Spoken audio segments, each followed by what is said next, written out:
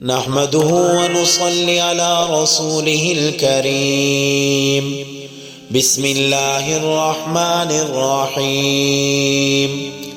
رسول اللہ صلی اللہ علیہ وسلم نے ارشاد فرمایا، مسکین وہ نہیں ہے جو لوگوں کے چکر کاٹے تاکہ اسے ایک دو لقمے یا ایک دو کھجور مل جائے، بلکہ اصلی مسکین وہ ہے جس کے پاس اتنا مال نہ ہو کہ وہ اپنی ضروریات پوری کر سکے، اور نہ اس کے ظاہری آثار سے اس کی مسکینی کا پتہ چلے تاکہ اس پر صدقہ کیا جائے، اور نہ وہ خود لوگوں سے سوال کرنے کے لیے کھڑا ہو۔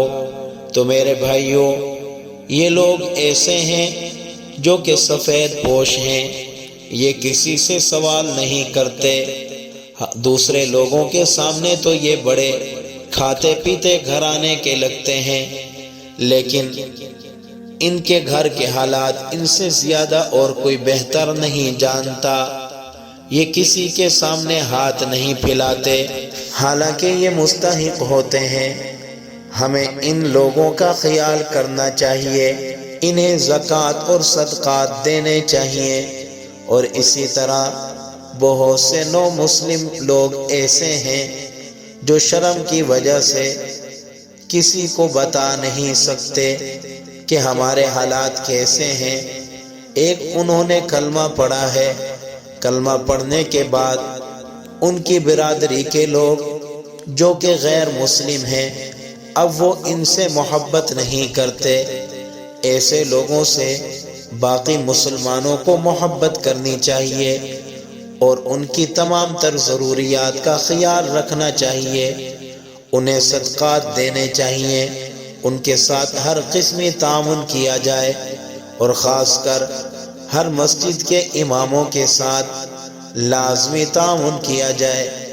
آج کل کے دور کے اندر ہر کسی کی معاشرے کے اندر عزت ہے، ہر کسی کی معاشرے کے اندر قدر کی جاتی ہے، ہر کسی کا احترام کیا جاتا ہے، ہر کسی کا خیال رکھا جاتا ہے، لیکن امام مسجد وہ مظلوم ہے جس کی کوئی قدر نہیں کرتا، جس کا کوئی خیال نہیں رکھتا۔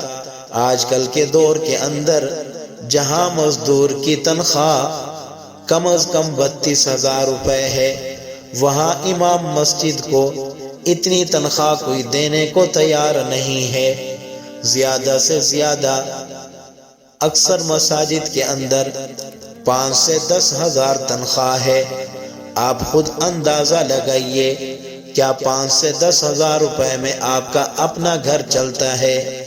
یقیناً آپ کا جواب نہیں میں ہوگا۔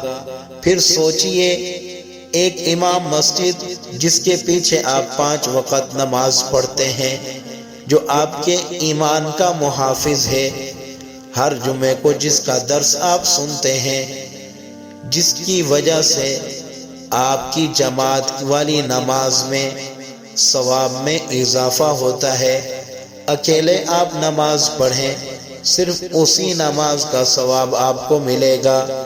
اگر اس امام کے پیچھے آپ نماز پڑھیں، وہی نماز 27 درجے زیادہ ثواب کے ساتھ ہو جائے گی۔ تو کیوں نہ اپنی مسجد کے امام کا خیال رکھیں۔ یہ امام آپ کے لیے دل سے دعا کرے گا۔